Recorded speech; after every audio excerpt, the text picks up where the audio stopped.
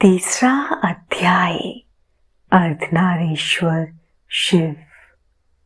नंदीश्वर बोले, जब ब्रह्मा जी द्वारा रची हुई इस सृष्टि का विस्तार नहीं हुआ तब वे बड़े चिंतित होकर विस्तार के उपायों के विषय में सोचने लगे।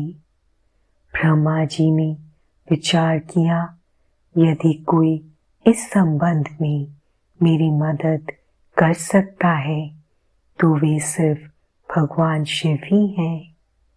तब अपने आराध्य देव भगवान शिव को प्रसन्न करने हेतु उन्होंने शिव शिवा के संयुक्त रूप की आराधना करनी आरंभ कर दी। उनकी स्तुति से प्रसन्न होकर भगवान शिव उनके सामने प्रकट हुए और बोले, हे ब्राह्मण, कहो क्या चाहते हो?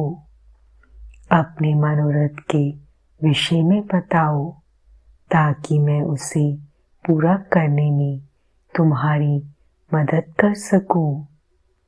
भगवान शिव के इस प्रकार के वचन सुनकर ब्रह्मा जी ने अपने दोनों हाथ जोड़कर भगवान शिव की स्तुति की और बोले, हे देवादिदेव महादेव शिव शंकर, आप तो अपने भक्तों के रक्षक हैं।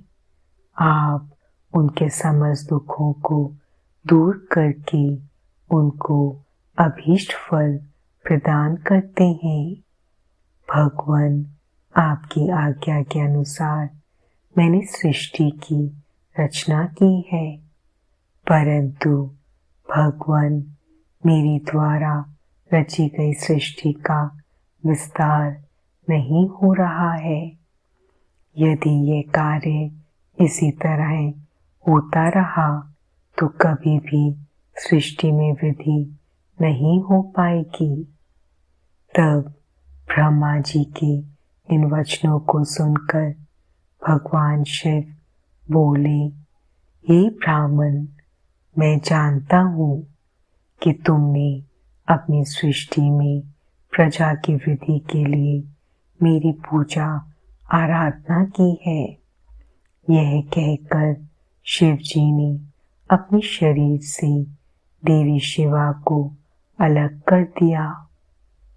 देवी शिवा को वहां देखकर ब्रह्मा जी देवी शिवा की स्तुति करने लगे और कहने लगे, देवी, आपके पति भगवान शिव की ही कृपा से इस सृष्टि का सृजन हुआ है।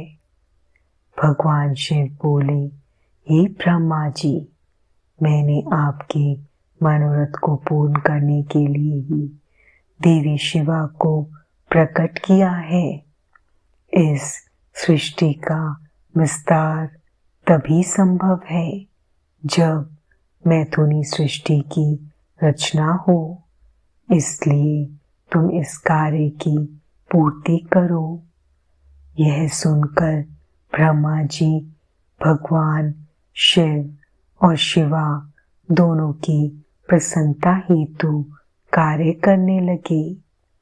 ब्रह्मा जी बोले, हे देवी, सृष्टि के आरंभ में आपके पति देवादिदेव भगवान शिव ने ही मेरी रचना की थी और मुझे सृष्टि की रचना करने का आदेश दिया था, जिसके फलस्वरूप मैंने अनेक पुरुषों की रचना की, परंतु इतना करने पर भी उनकी वृद्धि संभव नहीं हो सकी।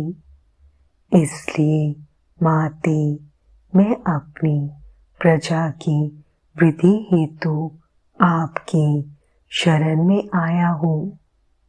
प्रजा वृद्धि तभी संभव है जब सृष्टि का निर्माण कार्य अर्थात वृद्धि स्त्री पुरुष के समागम से हो, परंतु अभी तक मैं नारी को प्रकट नहीं कर पाया हूँ।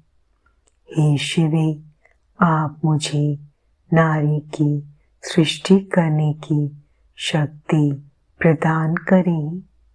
हे सर्वेश्वरी, हे जगत जननी, मेरे कार्य की सिद्धि हेतु आप मेरे पुत्र दक्ष की पुत्री के रूप में जन्म लीजिए। ब्रह्मा जी की प्रार्थना को मानते हुए देवी जगदम्बा ने दक्ष की पुत्री होना स्वीकार कर लिया। यह कहकर देवी शिवा ने भगवान शिव के शरीर में प्रवेश कर लिया।